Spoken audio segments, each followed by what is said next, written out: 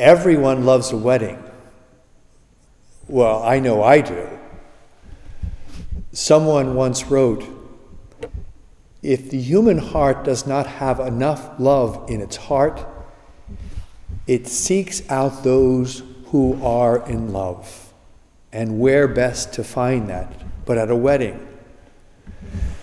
One of the most famous marriages was the wedding feast of Cana. And it's famous because Jesus and his mother attended it. At some point during the celebration, the wine suddenly ran out. Now, this was very embarrassing because of the devotion Eastern people have to being hospitable, and also because of the mortification it would bring to the newlyweds.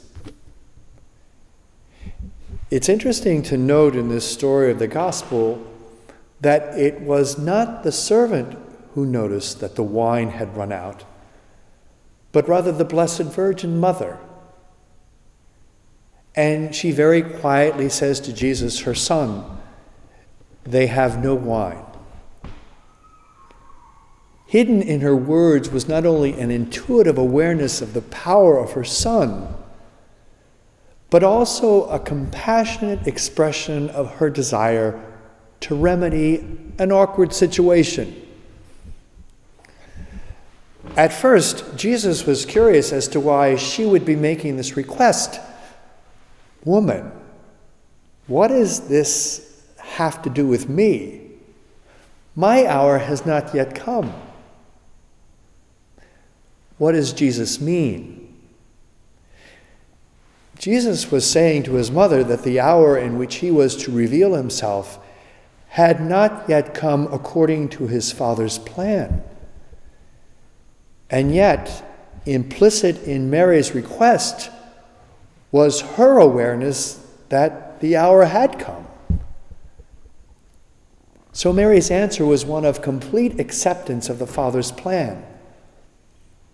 Her answer to Jesus was what she had learned to do with her whole life in response to God's will. Turning to the servant, she says, do whatever he tells you. And so the water jars are filled and brought to Jesus, and as the famous 18th century poet Richard Crashaw wrote, the unconscious waters saw their God and blushed like a rich Chablis wine. The story of the wedding at Cana definitely reveals a truth about Mary. First of all, very simply, as the gospel says at the end, it was this particular miracle that enabled the disciples to believe in Jesus. But for me, this gospel also has enabled me, and I'm sure many others, to come to believe in Mary. Why? Well, because Mary intercedes to gain for us what we need, without our always knowing what we need. Most mothers, as we know, have this incredible intuitive sense about their children. I mean, I know my mother and your mother had it. Well, the same is with Mary, our Heavenly Mother. She has a deep spiritual intuition. She sees our restless hearts, and they are restless. In the story, neither the servants nor the guest knew that the wine was running out, and therefore they couldn't ask for help. How could they? They didn't know what was happening. And I think in a similar way, if we do not know really what our soul needs, well, then how can we put such needs into prayer? Isn't it true that we often don't know what's most vital for our lives? Now, there are those of us who do not know the reason for our happiness, or for our despair, or our loneliness, or our fear.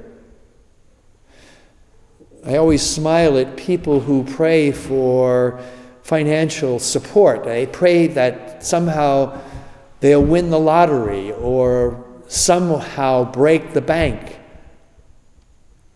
There are those who long for peace of mind, and in longing for that, they seek professional counseling, when we should be asking for peace of soul.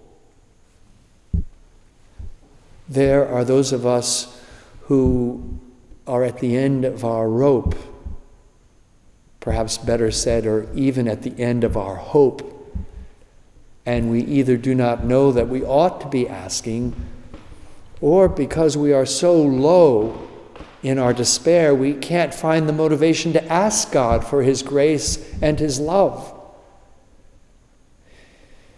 And so few of us know that deep down, what we truly need is simply to be loved. That's it.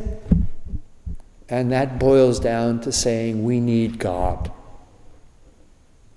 And this is where devotion to Mary comes in.